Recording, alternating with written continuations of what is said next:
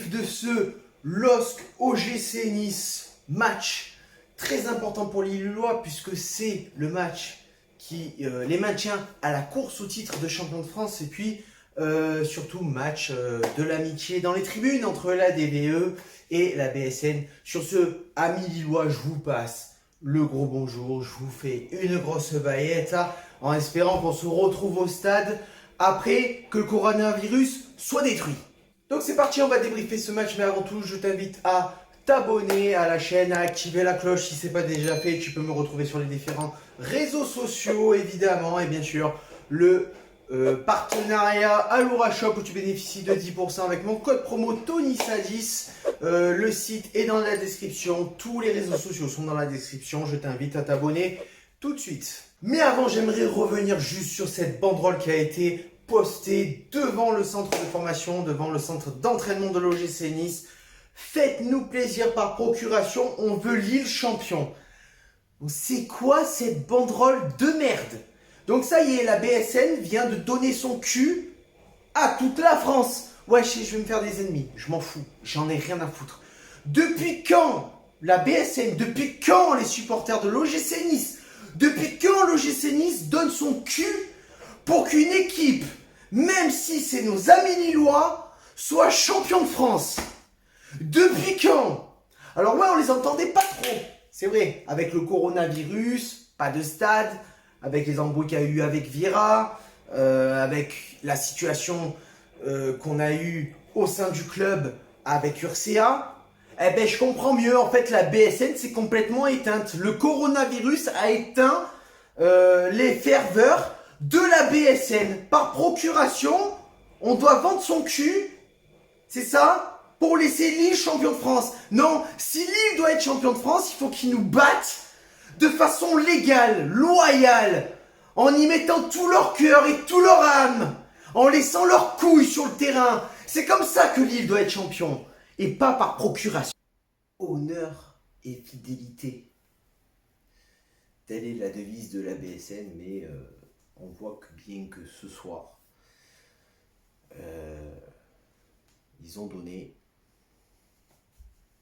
leur cucu au LOSC. Et le résultat au final leur donne raison. Mais au final, le résultat leur donne raison, mais le LOSC aura fait le taf. Puisque dans ces 15 premières minutes de match, un petit round d'observation, dans ce début de match où Lille et l'OGC Nice s'observent, Lille et l'OGC Nice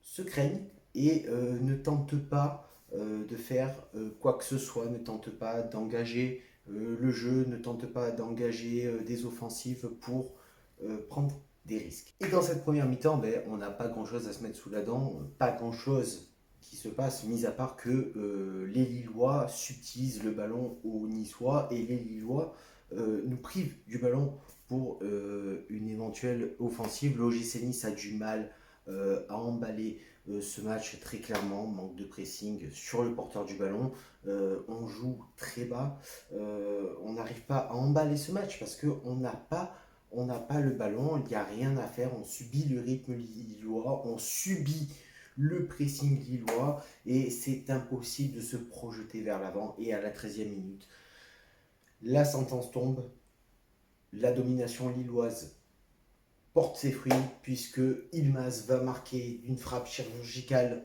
le but lillois qui va donner l'avantage au LOSC. 1-0 avec vraiment un jeu entre Jonathan David et Burak Yılmaz. Burak Yılmaz, c'est l'homme en forme du LOSC. Et après ce but, le camp lillois nous envahit, le camp lillois prend les devants, prend le pouvoir ce soir. Aucun collectif de notre part, aucun engagement, pas de réaction du côté niçois. Et pourtant, il va falloir réagir. Et pourtant, l'OGC Nice essaye de mettre de l'impact. L'OGC Nice essaye de mettre de l'engagement, de l'envie. Mais Lille est au-dessus techniquement, Lille est au-dessus tactiquement. Nous priver du ballon nous empêche de mettre de la vitesse, nous empêche de nous projeter vers l'avant, de trouver des solutions, parce que dans ce match, dans cette première mi-temps, on est sans solution. Les offensifs niçoises sont largement et rapidement abrogés. On essaie de ressortir de très loin, mais on ressort de trop loin et on n'apporte rien offensivement. En gros, pour entamer cette deuxième mi-temps, il va falloir réagir très vite, trouver les bonnes solutions, changer tactiquement. Et la deuxième mi-temps reprend et directement 48e minute, carton rouge pour Lotomba, largement mérité, deuxième jaune et carton rouge. On va faire entrer Dani Luc à la place de Lopez à la 52e minute, mais à la 56e minute, but de Silic. Reinido côté gauche, centre, dévié par Youssef Attal, mal repoussé par Saliba, et Silic va crucifier l'OGC Nice et va mettre ce deuxième but. En réalisme, le LOSC est organisé et le LOSC nous bouffe sur tous les niveaux de jeu. Le LOSC est en maîtrise et on ne peut pas rivaliser face au premier de Ligue 1. On le voit, 63e minute, le poteau de Burak Yılmaz qui manque de tout simplement mettre tous les espoirs niçois dans le cercueil, tout simplement.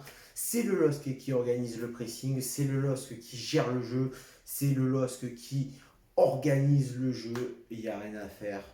C'est quasiment impossible de rivaliser face à cette équipe. Le LOSC est premier de Ligue 1 et on voit pourquoi ils sont à ce niveau-là. On voit vraiment une différence de niveau entre l'OGC Nice et le LOSC ce soir. On voit vraiment que la jeunesse niçoise n'arrive pas à rivaliser face à cette équipe lilloise. On voit que tout simplement Nice ne trouve aucune solution dans ce match et que Nice est obligé de s'avouer vaincu depuis les premières minutes de ce match. Amis qui sortent, c'est la fin de ce débrief. Il n'y a pas grand chose à dire sur ce match.